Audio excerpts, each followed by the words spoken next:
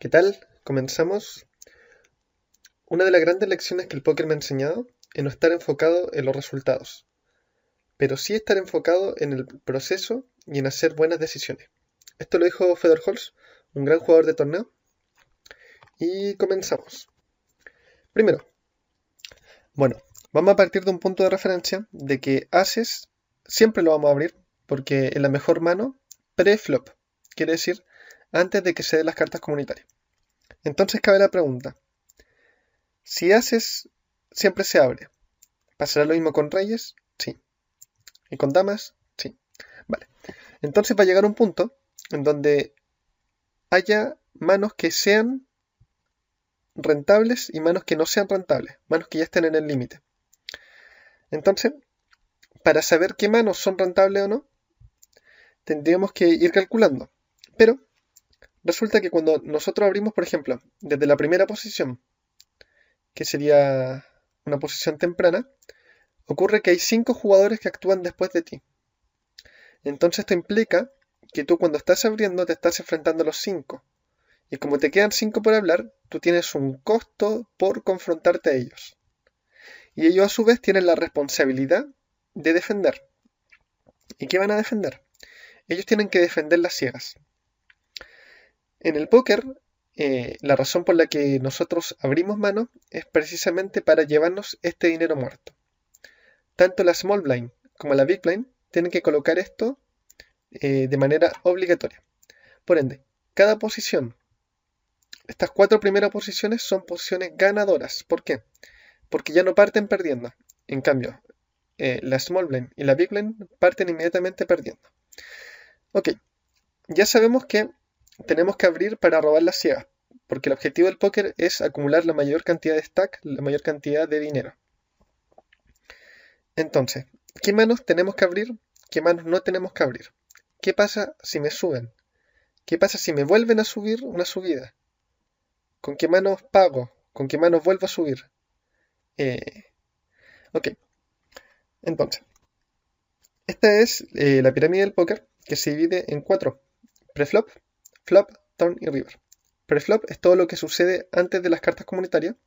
El flop son las 3 primeras cartas, el turn la cuarta y el river es la quinta carta. Se llama river porque es la última carta en la que se lo lleva todo, la que decide generalmente el juego. Ok, entonces, partimos de la base de que las primeras 4 posiciones son ganadoras por el simple hecho de que no están colocando ciegas. Entonces, ¿cuál es el primer secreto para ganar el póker? El primer secreto para ganar el póker es simplemente saber qué abrir, qué no abrir, cuándo pagar y qué no pagar, antes del flop. ¿Cómo solucionamos esto? Bueno, de manera muy genial, hay gente que ha hecho y que ha calculado con programas cuáles son los porcentajes mínimos requeridos para que desde esta posición tú ganes. De un 100% de la baraja, la primera posición tendría que abrir en torno a un 15, la segunda un 20, luego 26. Acá en el botón, como solamente hay 2 jugadores después, ya abre mucho más, un 40. Es más del doble que la primera posición. En el caso, por ejemplo, de que todos foldearan y llegue la acción a la small blind, él debería abrir el 50% de la baraja para ya empezar a ganar. Ahora, ¿qué ocurre? Ocurre que nosotros primero para poder aplicar esto tenemos que saber qué manos tenemos que abrir. Entonces, para conveniencia nuestra, el preflop ya está solucionado en gran medida. ¿Por qué? Porque ya tenemos los porcentajes mínimos para ser ganadores y aparte se han creado tablas. Cuando estás comenzando, no limit 2, no limit 5, hasta el no limit 10, yo recomiendo las tablas de póker éxito. La razón es que son bastante simples para entender, utilizan en general rangos tight, entonces cuando uno está aprendiendo a jugar póker, comenzar de una manera tight. Tight significa de lo mínimo, lo justo, o sea, básicamente jugar las buenas cartas. lo que ya es ganador de por sí. Por ejemplo, tú puedes, por ejemplo, trivetear 6-5 suited. Trivetear significa volver a subir. Pero, para poder tú hacer eso, tú tienes que tener un dominio de las siguientes fases del juego. Del flop, turn y river. Tienes que saber cuándo atacar, cuándo dar la mano por vencida, cuándo subir, cuándo no, etc. Entonces, cuando uno está comenzando, no necesita saber todo eso. ¿Por qué? Porque los rivales al principio tampoco lo saben. En los niveles más bajos te vas a encontrar gente inexperta que recién está comenzando al igual que tú. Entonces, vamos a partir de lo mínimo para comenzar a ganar. Lo mínimo para comenzar a ganar en No Limit 2, que es el nivel más bajo, luego No Limit 5, son utilizar bien las tablas. Ahora, ¿por qué es importante? Porque en el juego preflop es donde se cometen la mayoría de los errores que van al flop, turn y river. Resulta que si tú abres manos que no tienes que abrir, subes con manos la subida del rival que no tienes que subir, ya partes de un error matemático que vas a arrastrar al flop, al turn y river. ¿Qué ocurre? Que el dinero al principio de la mano son solamente las ciegas. Al momento en que tú abres, ya estás abriendo, por ejemplo, a 005, ¿ok? Te raisean. Tú con una mano mala haces call. Por ejemplo, con 5-7 off. Haces call. Entonces, ya partes perdiendo en el preflop y vas a ir perdiendo en el flop, turn y river. Porque no sabes jugar todavía esas manos. No sabes con qué mano el rival te está haciendo call, etc. Entonces, lo primero, para evitar todos los errores futuros, es seguir las tablas. Yo recomiendo las de Poker Éxito. También tenemos la de David Díaz y las de Ceros Poker. Y lo personal, las de Ceros son muy buenas, pero son para niveles futuros. Y las de David Díaz están muy bien, pero para No Limit 10, 25, 50. Ok, continuamos. Después de que nosotros terminamos y tenemos una base sólida que es el preflop, viene el flop. Entonces, ¿cuál es el secreto para jugar bien el flop? Que es cuando nos reparten las 3 cartas comunitarias. Hay ciertas estructuras y lineamientos que nosotros deberíamos seguir. Ahora, vamos a dividir nuestras manos en aire, manos que no tienen absolutamente nada, manos que pueden mejorar, manos hechas fuertes, manos hechas vulnerables y las manos de Chawton.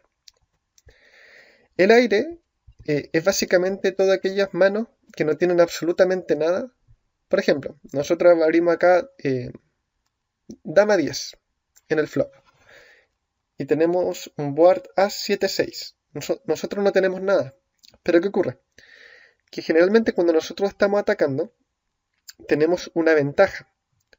¿Cuál es la ventaja? Una ventaja de manos fuertes.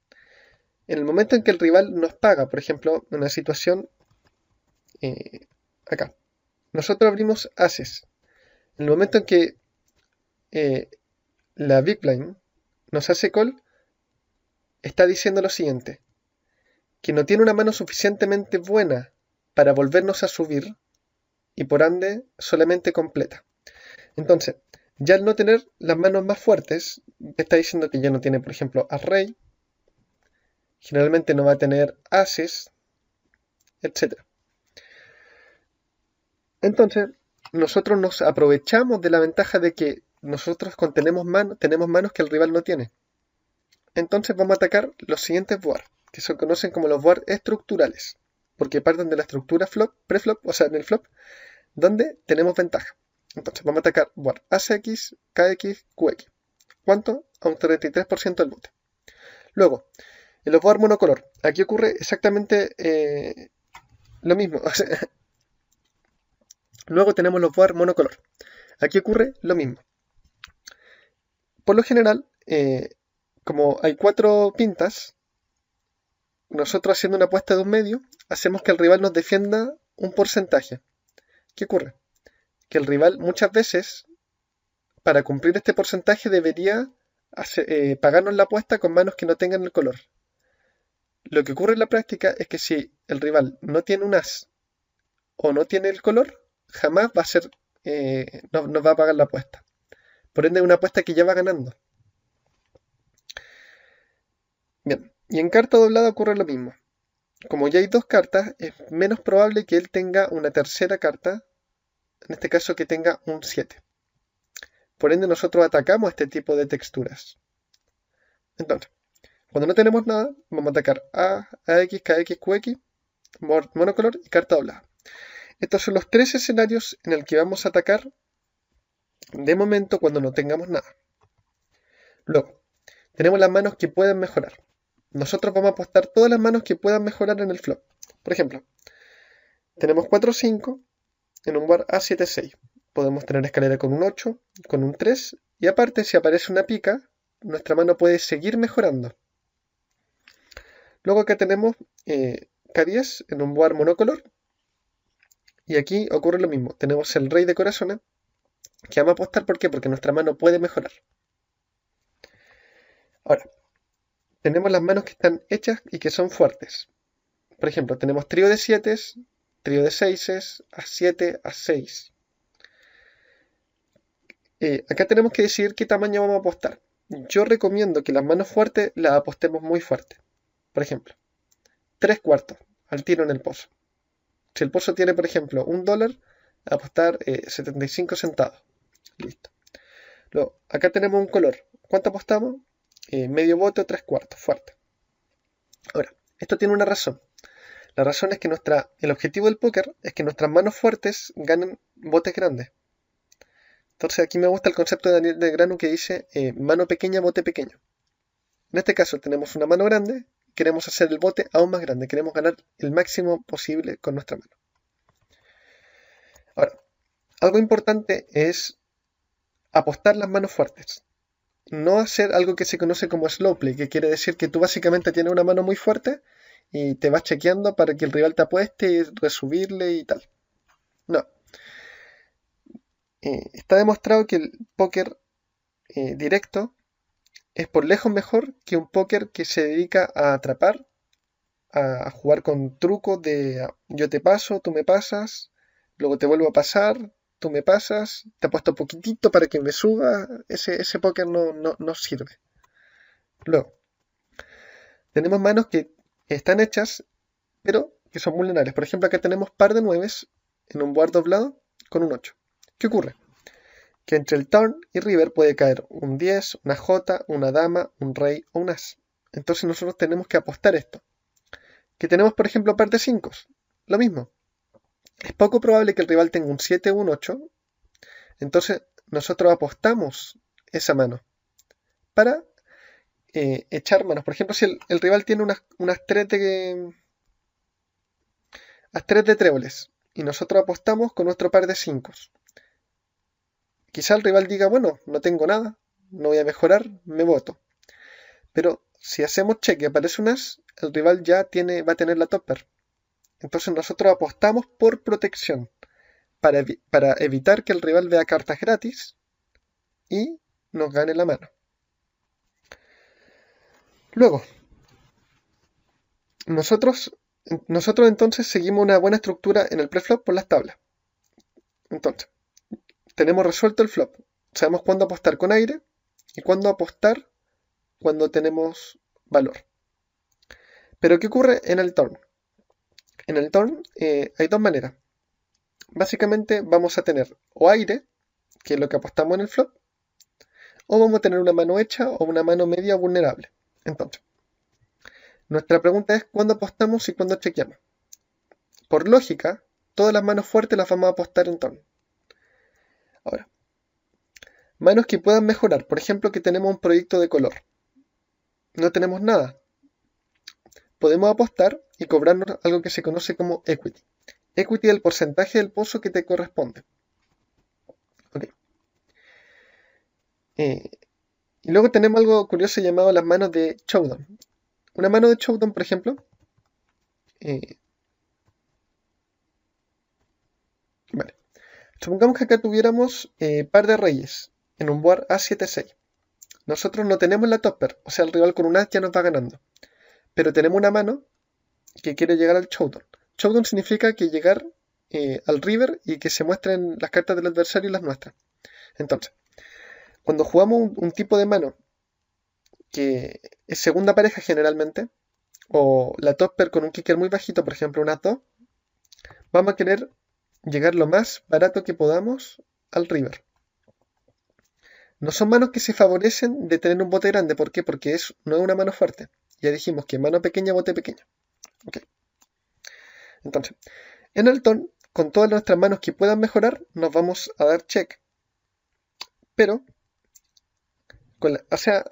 yo prefiero un póker simple. Simplemente, si mi mano puede mejorar, pero en este momento no puede apostar, porque no creo que bote suficientes manos, me chequeo y ya está. Ahora, también vamos a apostar en turn alguna mano que sea, por ejemplo, tenemos la top pair en el flop. Supongamos que tuviéramos un board Q7-6 y tenemos, por ejemplo, KQ. Apostamos en la top pair, pero ¿qué ocurre? Que en el river aparece un as, o sea, en el turn aparece un as.